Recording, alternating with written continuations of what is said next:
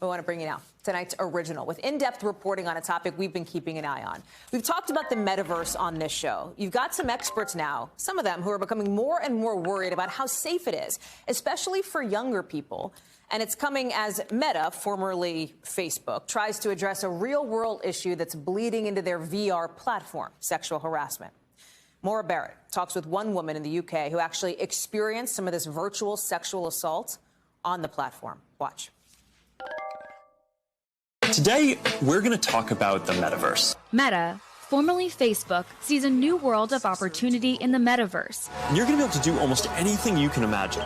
But when Nina Jane Patel stepped into Meta's Horizon Venues, a space for virtual events, something she did not want to imagine happened. Less than 30 seconds into it, I was suddenly surrounded by 3 male avatars with male voices who were kind of saying sexual innuendos to me. Before I knew it, they were, for lack of a better word, groping my avatar. So they were touching my upper and middle portion of my avatar. Patel said she fumbled with her controller and could not put blocking features on quickly enough. They said things like, don't pretend you don't love it. Clearly, people are using this space to, sexually harass and verbally harass people and act out their violent tendencies. This week, Meta announced new personal boundaries, so avatars default to keeping nearly 4 feet of distance between each other. The company says this, quote, makes it easier to avoid unwanted interactions like this one, and we are sorry this happened. Infringement of personal space, though, is not the only concern for critics. It's incredibly dangerous, potentially, to kids to have them in that environment. I mean, honestly speaking, I'd be very nervous as a parent about having Mark Zuckerberg's algorithms babysit my kids. The Center for Countering Digital Hate is a nonprofit that analyzes and seeks to disrupt online hate and misinformation. One of their researchers spent 11.5 hours recording activity on VR Chat, a virtual world platform accessed on Meta's Oculus headset. We found one infringement of the rules, and by that we mean grooming, child sexual grooming. We mean extreme hatred. One infringement every 7 minutes. The organization shared its data logs and recordings with NBC. They found 37 instances of sexual content, 20 reports of racism, and 9 reports of abuse, most with minors present. Trying to bully some kids? Sure.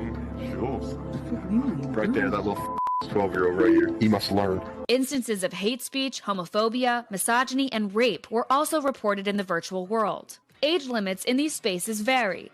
Both Meta's Horizon Venues and spaces accessed with Quest headsets where these incidents occurred are 13 plus. Meta advises adults should monitor their child's use. Responding to NBC's questions about these incidents and reporting issues, a Meta spokesperson said in part, Horizon Venues should be safe, and we are committed to building it that way. We will continue to make improvements as we learn more about how people interact in these spaces, especially when it comes to helping people report things easily and reliably. Skepticism still remains, though. As virtual reality becomes more and more realistic, so it becomes more damaging because, of course, the psychological impacts of that environment feel more real. They're more difficult to sort of discern from our offline reality. More, it feels like part of the issue here is that the platform doesn't look at policy violations if it can't match them to a username in its database, no?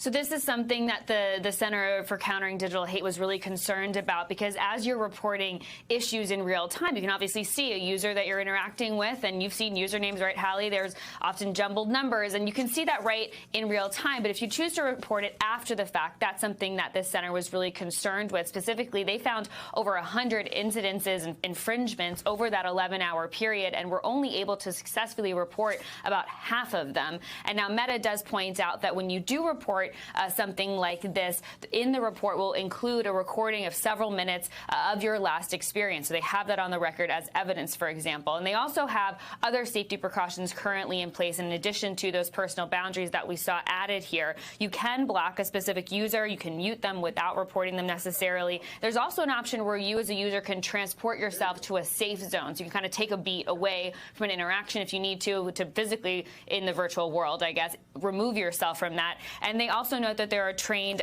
safety specialists monitoring and recording harmful conduct. Meta acknowledging that this is kind of a work in progress, right, when it comes to safety precautions that they might not have been able to foresee when they've been launching this product. But they do say that they're going to be monitoring activity and any incidents that go on in these spaces, and obviously adjusting as we go from there, like we saw with that addition of the personal boundaries. Hallie. Maura Barrett, thank you very much for that reporting. Thanks for watching our YouTube channel. Follow today's top stories and breaking news by downloading the NBC News app.